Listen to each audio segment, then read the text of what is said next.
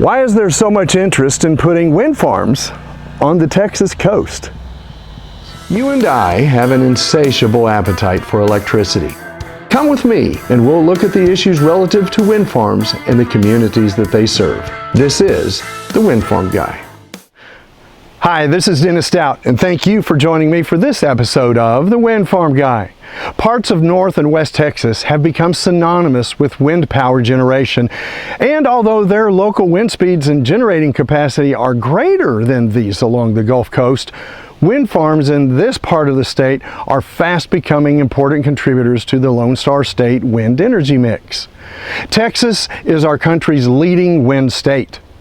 The vast majority of Texas turbines have gone up in the west, harnessing the strong winds that sweep southward from the plains. But the West Texas projects have been hindered by a lack of transmission lines to carry the power. And if you can't get your product to market, you can't sell it. Meanwhile, several big wind farms have begun operating in the general vicinity of Corpus Christi, and it's likely that more coastal projects are on the way. In 2019, South Texas accounted for roughly 1/9 of the state's total wind capacity. A substantial amount of the recent wind growth on the Texas electric grid, which gets nearly 8% of its power from wind, came from the coast, according to the Public Utility Commission. Transmission infrastructure is plentiful along the coast, unlike in West Texas.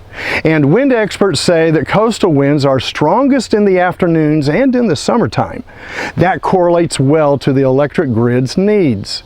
West Texas winds, however, although more powerful, tend to blow strongest in the evening and overnight and in the springtime. In a 2017 report by the Houston Chronicle, the wind of the Texas Gulf Coast is consistently more reliable during peak demand periods and can therefore reduce the price spikes we often see on hot summer days, thereby lowering customer energy bills. The first wind farm along the Texas Gulf Coast appeared in 2012. There are now many more such wind farms located between Brownsville, at the southern tip of Texas, and just north of Corpus Christi. These have the capacity to generate at least 15% of Texas's overall wind generation capacity, and there are more such projects in line for development in the area. But the arrival of turbines along the Gulf shores has spawned a range of concerns, from their impact on birds to the turbines' effect on military radar. This part of the Gulf Coast lies along a major migratory bird path, and wind developers take extra precautions to guard against bird deaths. Some wind companies have installed a type of radar that is supposed to detect large flocks of approaching birds, so that the turbines can be turned off at critical times. In previous Windfarm Guy episodes, I've mentioned this technology, as well as the incredible positive effects of painting one blade black. One company is in a 3-year survey of bird deaths on its coastal wind farm, and they estimate that there have only been a handful of bird and bat deaths per turbine. That is in line with turbines elsewhere in the country, and no endangered species have been found dead. The other main concern is the military radar at the naval air stations along the coast. When you look at radar, you certainly see the wind turbines.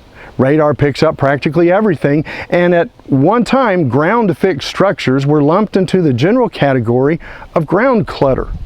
Today, the radars are far more sophisticated and sensitive, and with an area wind turbine map overlay, there's generally no confusion from the images on their screen.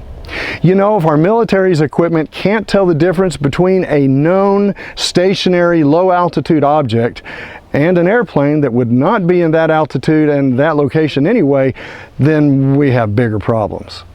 I will be doing a Windfarm Guy episode on radars in the future.